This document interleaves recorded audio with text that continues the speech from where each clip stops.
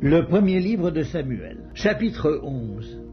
Nachash, l'Ammonite, vint assiéger Jabès en Galaad. Tous les habitants de Jabès dirent à Nachash, « Traite alliance avec nous, et nous te servirons. » Mais Nachash, l'Ammonite, leur répondit, « Je traiterai avec vous à la condition que je vous crève à tous l'œil droit, et que j'imprime ainsi un opprobre sur tout Israël. » Les anciens de Jabès lui dirent, « Accorde-nous une trêve de 7 jours, afin que nous envoyions des messagers dans tout le territoire d'Israël, et s'il n'y a personne qui nous secourt, nous nous rendrons à toi. » Les messagers arrivèrent à Gibéa de Saül, et dirent ces choses aux oreilles du peuple. Et tout le peuple éleva la voix et pleura. Et voici, Saül revenait des champs derrière ses bœufs, et il dit, « Qu'a donc le peuple pour pleurer ?» On lui raconta ce qu'avaient dit ceux de Jabès. Dès que Saül eut entendu ces choses, il fut saisi par l'Esprit de Dieu, et sa colère s'enflamma fortement. Il prit une paire de bœufs et les coupa en morceaux, qu'il envoya par les messagers dans tout le territoire d'Israël, en disant, « Quiconque ne marchera pas à la suite de Saül et de Samuel aura ses bœufs traités de la même manière. » La terreur de l'Éternel s'empara du peuple qui se mit en marche comme un seul homme.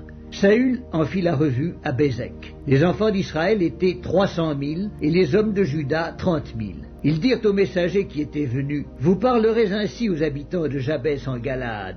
Demain, vous aurez du secours quand le soleil sera dans sa chaleur. » Les messagers portèrent cette nouvelle à ceux de Jabès, qui furent remplis de joie et qui dirent aux Ammonites, « Demain, nous nous rendrons à vous et vous nous traiterez comme bon vous semblera. » Le lendemain, Saül divisa le peuple en 3 corps. Ils pénétrèrent dans le camp des Ammonites à la veille du matin, et ils les battirent jusqu'à la chaleur du jour. Ceux qui échappèrent furent dispersés, et il n'en resta pas 2 ensemble. Le peuple dit à Samuel, « Qui est-ce qui disait, Saül régnera-t-il sur nous? Livrez ces gens et nous les ferons mourir. » Mais Saül dit, « Personne ne sera mis à mort en ce jour, car aujourd'hui l'Éternel a opéré une délivrance en Israël. » Et Samuel dit au peuple, « Venez et allons à Gilgal pour y confirmer la royauté. » Tout le peuple se rendit à Gilgal et ils établirent Saül pour roi devant l'Éternel à Gilgal. Là, ils offrirent des sacrifices d'action de grâce devant l'Éternel. Et là, Saül et tous les hommes d'Israël se livrèrent à de grandes réjouissances.